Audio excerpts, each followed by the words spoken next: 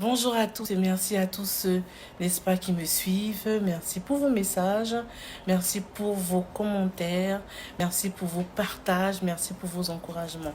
Alors aujourd'hui, le titre de ce message, c'est le symbole, le secret spirituel derrière les cérémonies.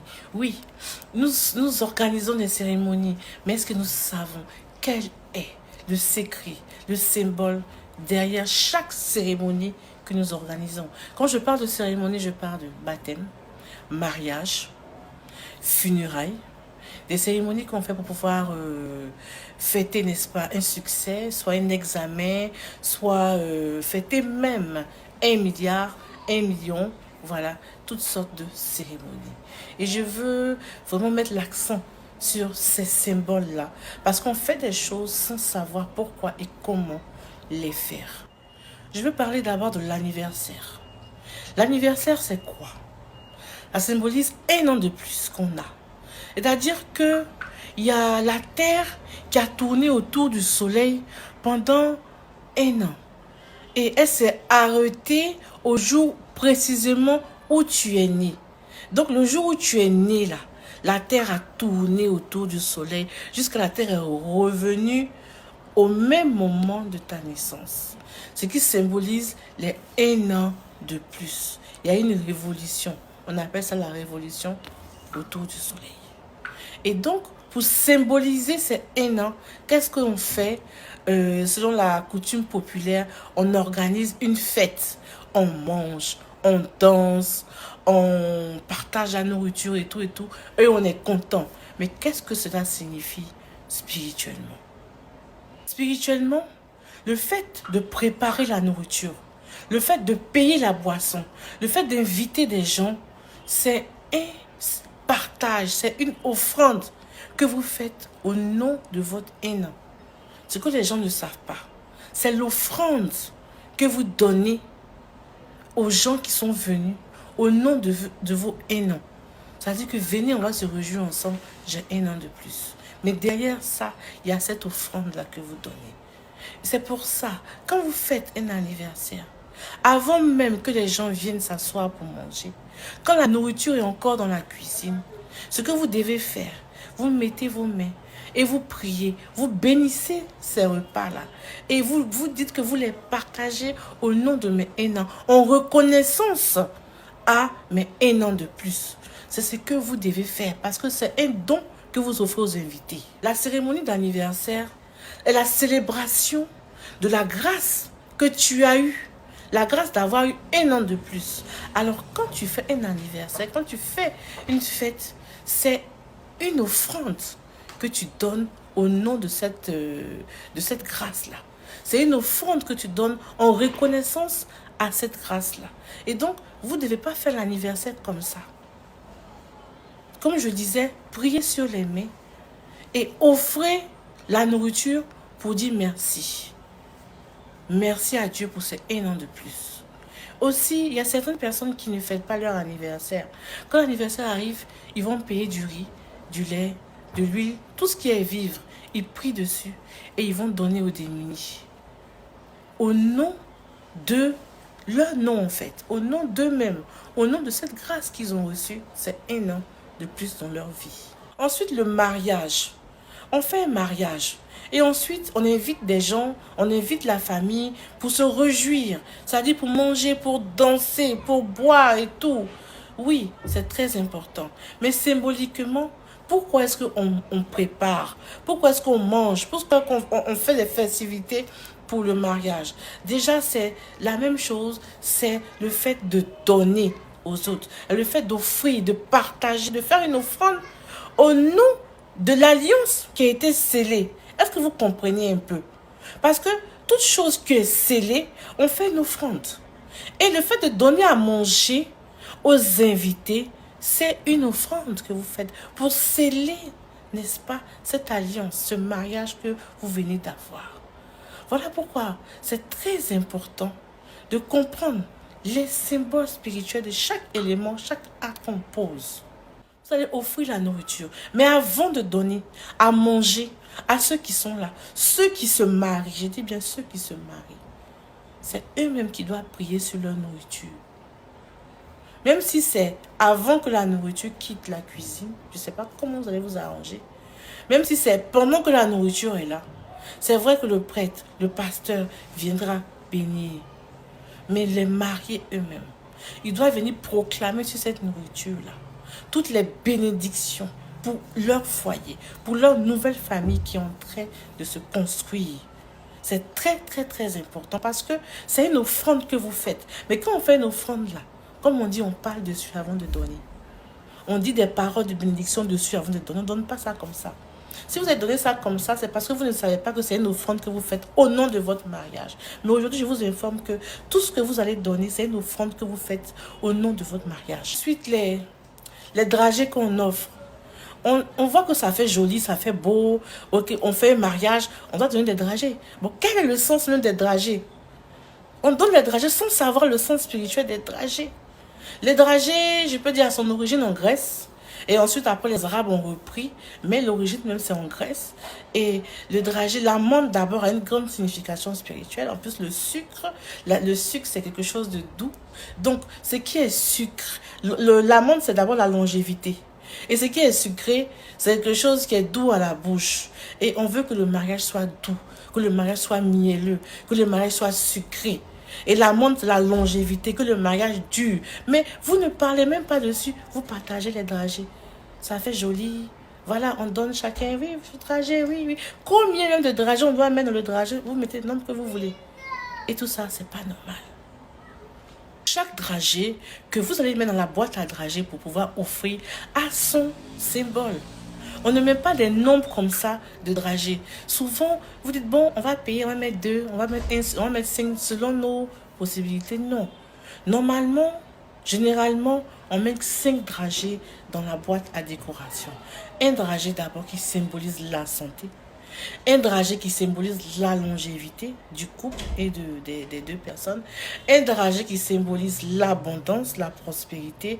Un dragée qui symbolise la fertilité, la fécondité dans le couple. Et un dragée qui symbolise le partage.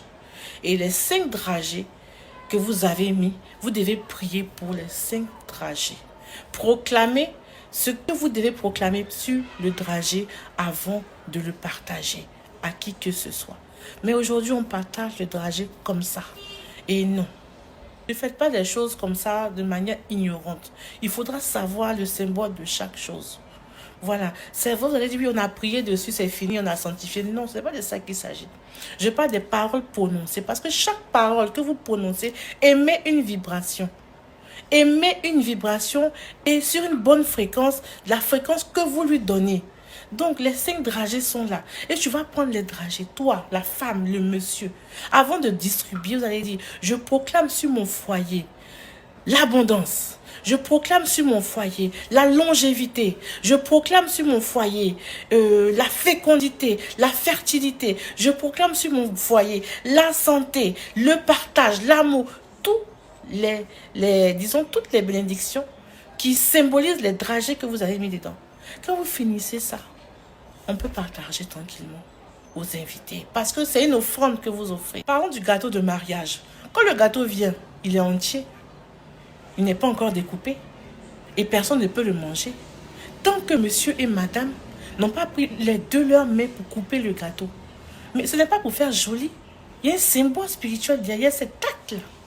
Monsieur et madame, là, le gâteau symbolise leur foyer. Le gâteau symbolise leur nouvelle vie de couple. Voilà pourquoi c'est sucré. Voilà pourquoi il y a la crème. Elle dit qu'on se réjouit dedans. C'est sucré. Les choses qui sont sucrées là, ça a une grande signification. Et donc, qu'est-ce qui va se passer? Le monsieur et madame vont prendre les 2 leurs mains pour couper d'abord le gâteau et pour manger d'abord, ensuite donner à tous ceux qui sont présents dans cette salle. C'est une offrande. Spirituellement, c'est une offrande. Mais pendant que tu coupes ton gâteau, tu ne pries même pas dessus. Tu es là, tu coupes, on va juste faire la photo. Et non, c'est pas ça. Symboliquement, dans ton cœur, proclame des bénédictions sur ton mariage. Proclame des bénédictions sur ton mariage. Proclame des bénédictions sur le sucre qui est dans ton mariage. Tu dis la manière dont ce gâteau est sucré là. Hein, c'est comme ça que mon mariage sera sucré. Et la manière dont je coupe, je partage à ces personnes qui vont manger ce qui est sucré là. C'est comme ça que cette bénédiction là vient sur mon mariage. Oui, c'est comme ça que cette bénédiction a rempli mon foyer de grâce, de sucre, de bonnes choses. C'est ce que toi, la femme, toi, l'homme, vous devez dire pendant que vous coupez le gâteau. Vous priez dessus intérieurement. Vous prononcez les bénédictions pour votre mariage. Parce que tous ceux qui sont là doivent manger ce gâteau-là avant de partir. C'est une offrande que vous leur donnez. Est-ce que vous savez ça? Les gens, on ne fait pas des choses comme ça. Il y a des symboles. Il y a des symboles. Même la coupe de verre qu'on boit, tout ça, c'est des choses symboliques. Donc, avant de faire quoi que ce soit, il faudra parler. Parce que vos paroles émettent des vibrations. Les mariages où tu vas, et on te sert la nourriture, et on dure avant de faire sortir le gâteau. Donc, ce qui fait que les invités s'en vont. Il y a d'autres invités qui ne vont même pas manger ton gâteau. Donc, c'est important que tous ceux qui ont mangé la nourriture mangent le gâteau comme dessert. C'est important parce que le gâteau symbolise ton foyer. Le gâteau symbolise, comme je disais, le sucre, le bonheur de ton foyer. Et donc, tous ceux qui ont partagé, qui ont pris part à cette cérémonie, doivent partir avec un peu de ce sucre-là en eux, doivent manger le gâteau. Et deuxième chose, c'est très très important. Vous, ici en Afrique, j'ai remarqué que dans une cérémonie, on sert les enfants en dernier. On sert d'abord les invités les plus importants.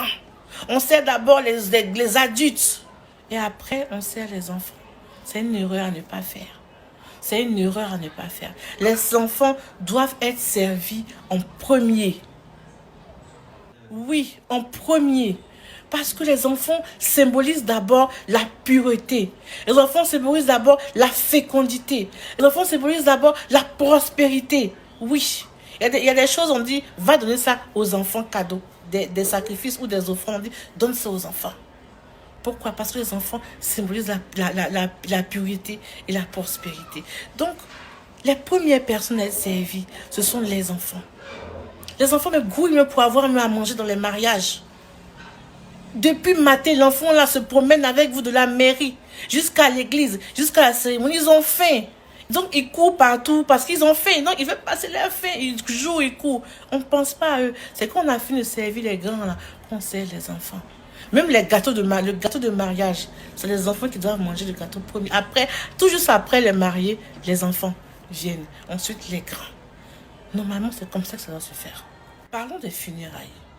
Les funérailles, quand on part enterrer le défunt et qu'on vient à la maison, la famille offre un repas, de la boisson aux personnes qui sont venues, n'est-ce pas, partager leur douleur, partager leur peine, à ceux qui sont venus les encourager. On offre un repas, on offre la boisson. Pourquoi? C'est une image symbolique pour vous dire merci à tous ceux qui ont connu le défunt. Merci, parce que ce défunt-là, il a apporté plus ou moins quelque chose dans la vie de chaque personne réunie ici. Vous l'avez rencontré, vous l'avez côtoyé, vous avez été avec lui peut-être pendant des moments difficiles ou des moments de bonheur. Et tout ça, c'est symboliquement pour vous dire merci. C'est comme si c'est le défunt lui-même qui vous offrait la nourriture pour vous dire merci d'avoir été dans ma vie, merci d'avoir fait telle ou telle chose dans ma vie, merci pour tout. Donc, quand vous préparez la nourriture pour les funérailles, vous bénissez, vous priez et bénissez, vous dites merci aussi pour la vie du défunt. Merci pour ce qu'il a apporté. Merci et que son âme repose en paix. Et vous offrez le repas là, disons pour lui, pour son âme, pour que son âme repose en paix.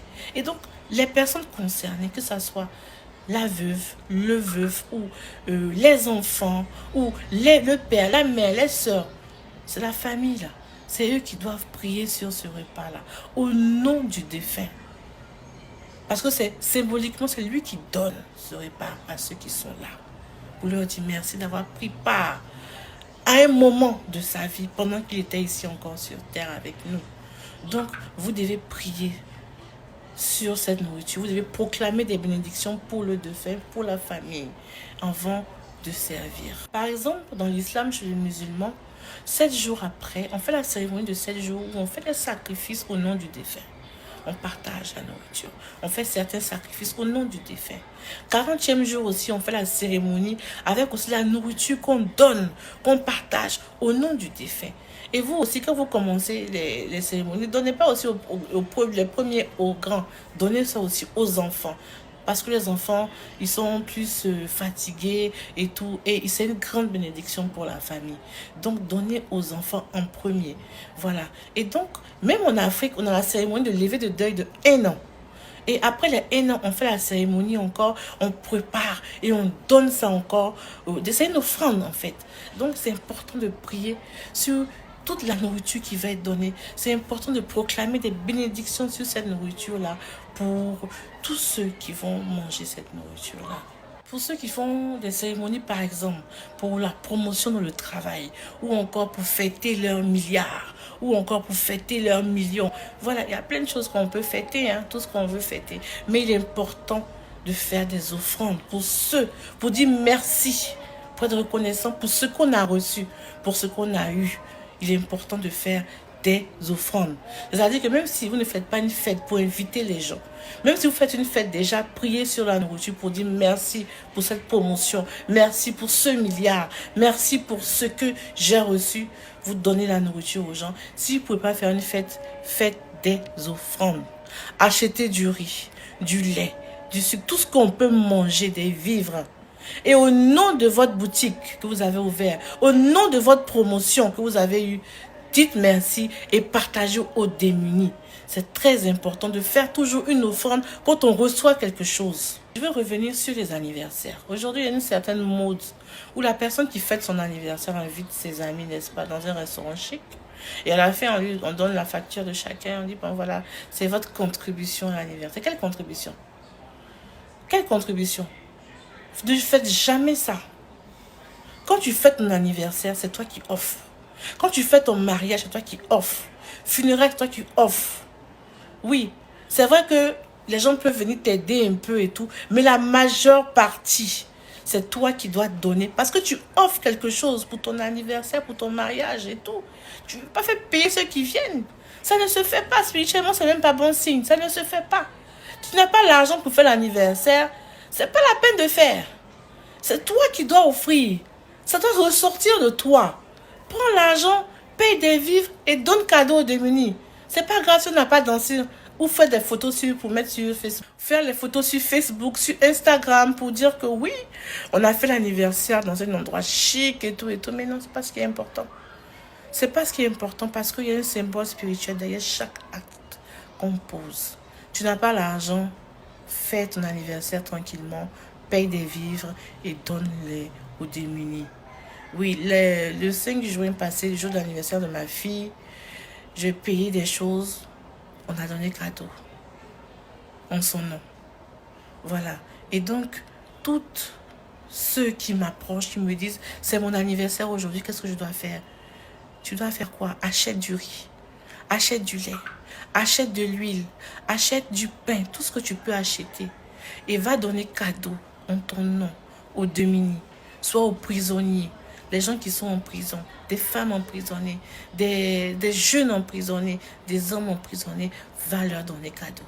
Par exemple, dans les pays anglophones, quand on part dans un anniversaire ou dans un mariage, que ce soit au Ghana ou au Nigeria, les invités repartent avec des cadeaux. Parce que ceux qui invitent donnent des cadeaux à ceux qui sont arrivés. Et aujourd'hui, regardez aussi le gâteau d'anniversaire. Avant, les gâteaux d'anniversaire étaient ronds. Le symbolique même du gâteau. Pourquoi on fait un gâteau de mariage ou d'anniversaire, comme je l'ai dit? Au début, le gâteau d'anniversaire était rond. Ça symbolisait le soleil. Parce que la terre fait le tour autour du soleil. Donc, ce qui symbolise les 1 an. C'est pour ça que le gâteau était tout rond avant. Et on mettait les bougies autour. On ne met pas les bougies comme ça dans le gâteau. Non, non, non. On mettait les bougies autour pour symboliser le cercle, le cycle de la vie. Voilà, c'était ça. Et quand la personne, c'est son anniversaire, qu'est-ce qu'il va faire? Elle va souffler les bougies. C'est un symbolique fort. Voilà pourquoi on dit « fais un vœu ». On ne sait même pas pourquoi on dit « fais un vœu ». Oui, on dit « fais un vœu » avant de souffler. Parce que c'est ton année que tu viens de finir en fait. Ça dit que tu as fini l'autre année. Donc tu fais un vœu pour la prochaine année que tu es en train de débuter. Aujourd'hui, on fait des gâteaux carrés, triangles, avec des lettres, tous les modèles. Mais le gâteau, le premier gâteau d'anniversaire, c'était un gâteau rond, avec des bougies autour. Donc avant même de couper ton gâteau, de souffler ton gâteau, c'est vrai, tu fais un vœu et tu proclames des bénédictions sur ta vie. C'est très, très, très, très important. Et même pour les enfants qui sont tout petits, qui ne peuvent pas le faire, c'est la maman ou le papa qui doivent le faire pour leur enfant. Alors en conclusion, j'ai fait cette vidéo pour vous montrer l'importance, déjà le symbole spirituel derrière les cérémonies et l'importance du partage, l'importance de proclamer, n'est-ce pas, des paroles de bénédiction sur les cadeaux, sur la nourriture, sur la boisson que vous offrez pour vos différentes cérémonies, que ce soit mariage, anniversaire, baptême, funérailles, promotion dans le travail. Il est important de donner ces cadeaux-là. Il est important de partager, il est important de proclamer les bénédictions avec ceux, n'est-ce pas, qui sont venus vous soutenir, ceux qui sont venus vous encourager, ceux qui sont venus vous aider dans ces moments et de joie et de malheur. Ils pouvaient ne pas être là, mais ils sont là. Et donc, il faudra les offrir, il faudra les bénir aussi. Merci à tous et que Dieu vous bénisse. Aussi, j'aimerais ajouter quelque chose. À très bientôt pour la prochaine vidéo, la préparation spirituelle du nouveau-né. Et que Dieu vous bénisse et portez-vous bien. Merci.